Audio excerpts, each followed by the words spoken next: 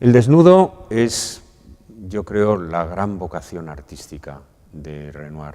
Es una vocación artística muy poco impresionista. A los impresionistas en general no les interesó el desnudo, solamente Degas sería el otro gran impresionista que cultivó el desnudo, porque el desnudo es la forma, fundamentalmente, y además era un género muy asociado a la tradición académica, un género en el que uno se encontraba inmediatamente con la tradición clásica.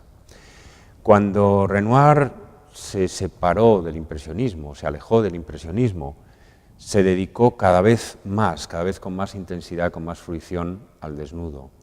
Y la última sala de la exposición está dedicada a sus bañistas, que son desnudos.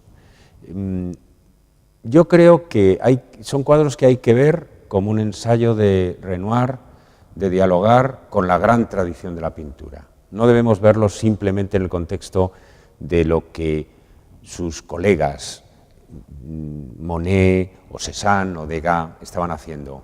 Él se mide con los grandes de la historia de la pintura, por ejemplo, con Miguel Ángel. Es imposible comprender un desnudo como este, con esa torsión, sin acordarse de las Sibilas, de la Sixtina, sin acordarse de los grandes dibujos de desnudos monumentales de Miguel Ángel, como es también imposible entenderlo al margen de Tiziano o de Rubens, de los grandes cultivadores del desnudo entre el Renacimiento y el Barroco, ¿no?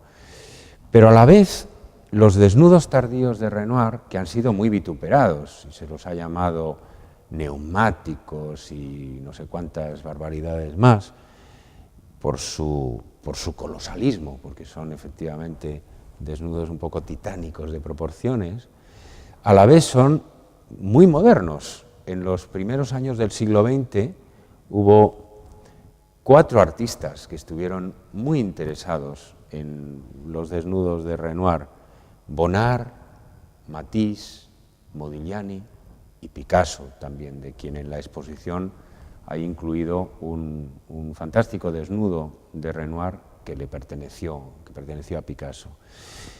Y es de nuevo imposible no acordarse de Picasso, de los desnudos de Picasso, donde las figuras exhiben simultáneamente la espalda y el vientre, por ejemplo, contorsiones imposibles, al ver esta postura tan complicada, esta torsión de ese cuerpo, que si saliera de la pintura, si se pusiera en pie y descendiera del cuadro, sería colosal y monstruoso, seguramente, pero que está tan maravillosamente adaptado al espacio de la tela, está deformado para componer una fantástica pintura sobre la tela. Entonces así lo veo yo, a medio camino entre la gran tradición y los experimentos que ya se venían encima de la pintura moderna de las primeras décadas del siglo XX.